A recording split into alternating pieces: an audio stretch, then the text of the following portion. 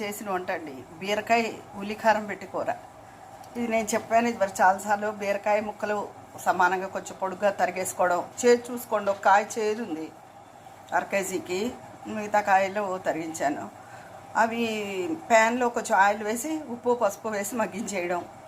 ఆ తర్వాత ఏమో మినపప్పు జీలకర్ర ఎండుమిరపకాయలు వేరే ప్యాన్లో పోపు వేయించుకుని ఈ కూరకు సరిపడా ఒక పెద్ద ఉల్లిపాయ ముక్కలు చేసి పోపుతో పాటు మిక్సీ చేసుకోవడం. ఇది మగ్గిన తర్వాత ఆ ముద్ద వేసేసి 2 నిమిషాల నుంచి కట్టేసుకోవడం. చాలా రుచిగా ఉంటుందండి ఇది తోటకూర కొంచెం ఉంది, మన పప్పు చేసింది.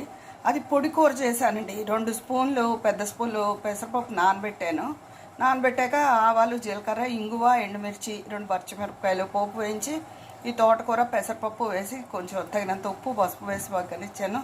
చాలా రుచిగా ఉంది. ఇదండి ఈరోజు నా వంట. ఉంటాను. లిక్విడ్ ఏం చేయలేదు, పెరిగే గడ్డ పెరుగుంది అది.